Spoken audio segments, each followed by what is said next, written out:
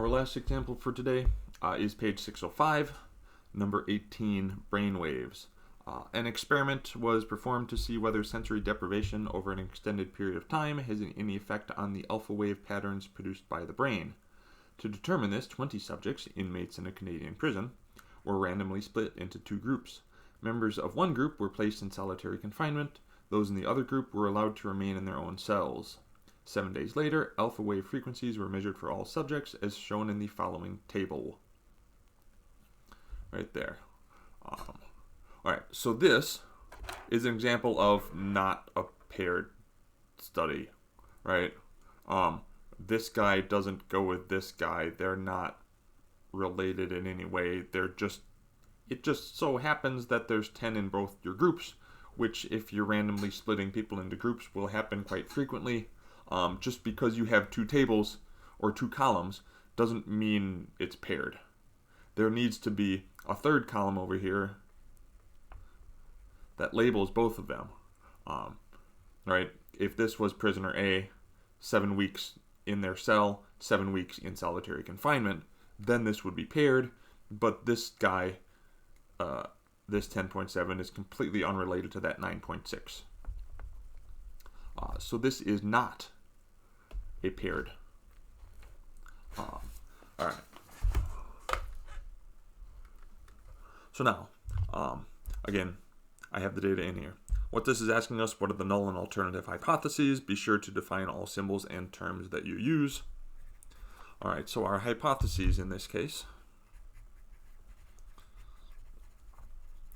This is not a paired test, again. So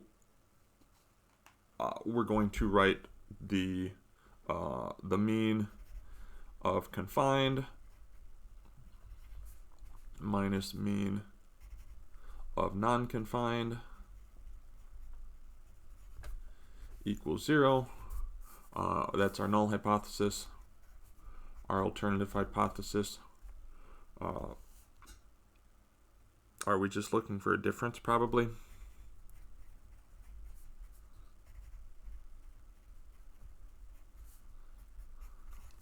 Is not equal to 0. Our conditions, hypothesis model, not a T, just an L. Alright, so what do we got? We've got random. We've got less than 10%. We've got nearly normal.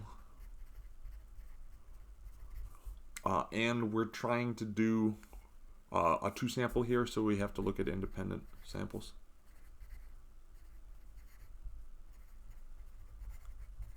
Random. Were they randomly assigned? I believe it says in there, yes, they were.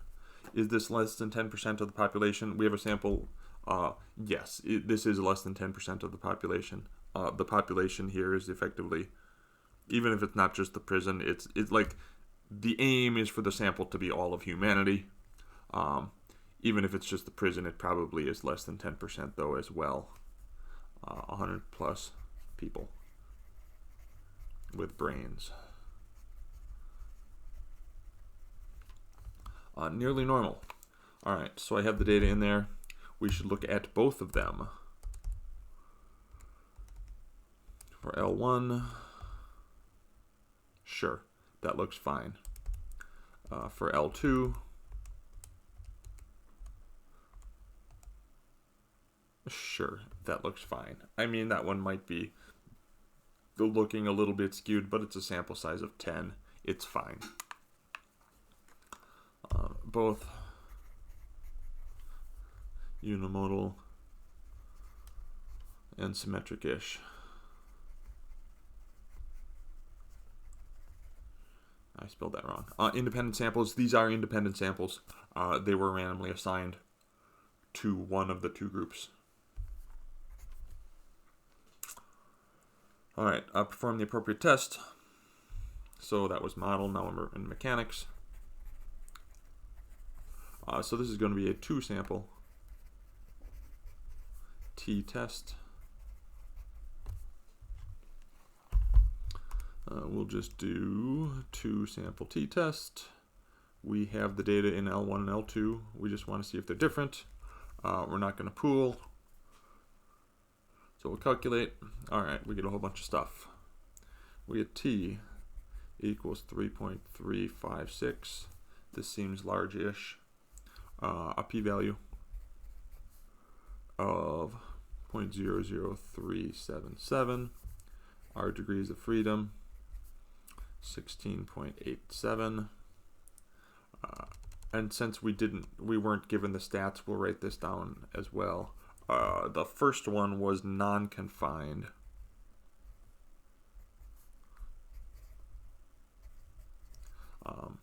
The second one was confined. And the standard deviation of non-confined was 0.459. The standard deviation of confined was 0.598. And the p-value is what we care about. So our conclusion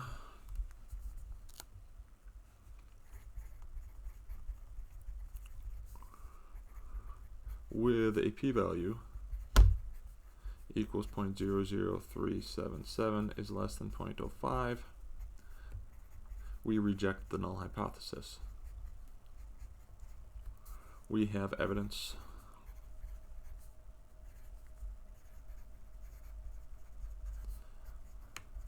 that solitary sensory deprivation, solitary confinement,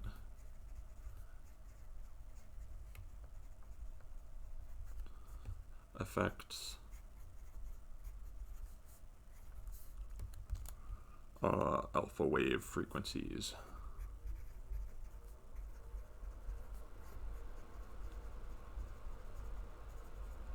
We only did a one-sided test, so we can't say if it increases or decreases. I don't know what's good anyways, so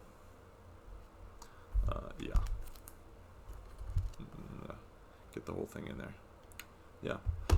So that's the non-example of what we were doing this chapter. This is old stuff, but like it can look like the same.